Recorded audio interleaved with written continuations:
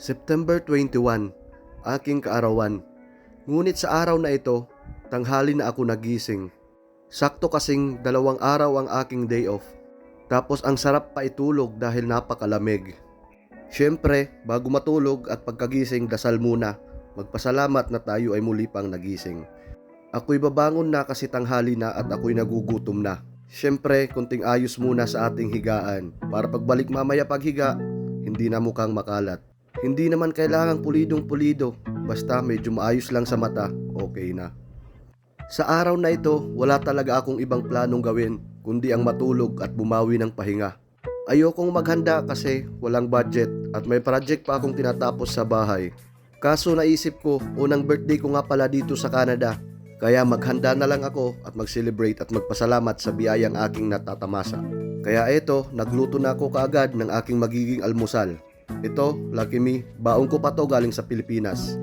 5 buwan na ako rito pero hindi pa rin naubos yung mga noodles na dala ko galing sa Pilipinas. Yung isang maleta ko kasi halos puno yun ng dilata, noodles, tsaka mga daing at tuyo. Kaya kahit papano, malaking katipiran na rin dito at meron pang survive.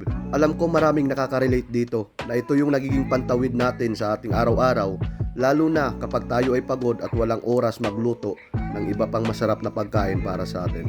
Tapos sakto lang at malamig-lamig na rin dito, kaya higop na lang ng sabaw.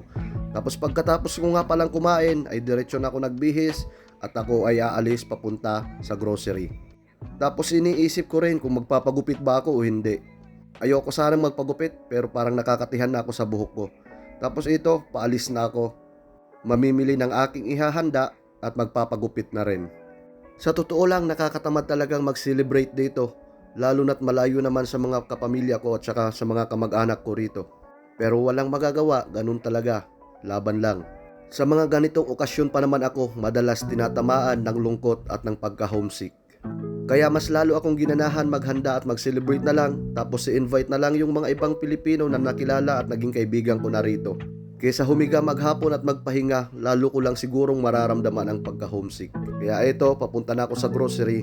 Tapos hindi ko na video, bumili na ako ng mga para pang dekorasyon ko sa aking pag-birthday. Tapos andito na ako sa loob ng Independent. Papunta na dito sa pagupitan. Ang tagal ko dito sa pagupitan, halos 1 oras. Kasi yung nagugupit sa akin, hindi masyadong makapagsalita at makaintindi ng Ingles. Tapos ayan, namikos-mikos na ni Kuya yung aking buhok. Tapos pagka uwi ko nga ng bahay, ay ito, minarinate ko na yung ribs na aking binili. Tapos i-oven ko na lang to maya-maya. Tapos yung habang nag-oven ako, ay nagprito na rin ako nitong chicken breast na aking nabili. Tapos habang hinihintay kong maluto itong ribs na aking ni-roast sa loob ng oven, ay nagluto na rin ako ng pansit. Kasi alam mo naman, pagka mga Pilipino, hindi mawawala sa handaan ng pansit. Pangpalong life, ika nga. Tapos pagkatapos kong magluto ay bumalik ako para bumili nga ng alak. Kasi alam mo na, sa ating mga Pilipino, hindi mawawala ang kunting tagay-tagay. Tapos pagkabalik ko ng bahay, ito na nga, happy birthday na. Happy birthday to you. Happy birthday to you. Happy birthday, Hariki. Happy birthday to you. Thank you. Close your eyes and make a wish. And blow the candles.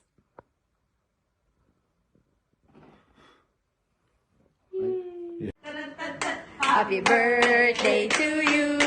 Happy birthday to you. Happy birthday, happy birthday, happy birthday to you. Thank you, guys. Babe, no. Make a wish. Marami na daw na-wish eh. Thank you nga pala kay Kuya Bong tsaka kay Trishala na nagbigay ng cake. Tsaka sa lahat ng mga kaibigan kong pumunta dito.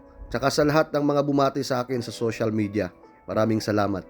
Eto, kahit papano nabawasan yung aking pagkalungkot at aking pagka-homesick. Pero dito ko naisip at naintindihan kung bakit nung bata pa tayo, yung ating mga magulang, kahit gaano tayo kawala, kahit gaano tayo naghihirap, gagawa at gagawa ng paraan, kahit mangutang pa man yan, makapag-celebrate lang ng birthdays natin o kaya kahit ano pa mang mahalagang okasyon. Kasi sa realidad, darating pala talaga ang araw na tayo ay lalayo at hindi natin sila kasama mag-celebrate sa lahat ng mahalagang okasyon sa buhay. Pero kunting tiis lang, darating din yung araw na muli natin silang makakasama sa lahat ng mahalagang okasyon. Hanggang dito na lang muna. See you sa next video. Thank you.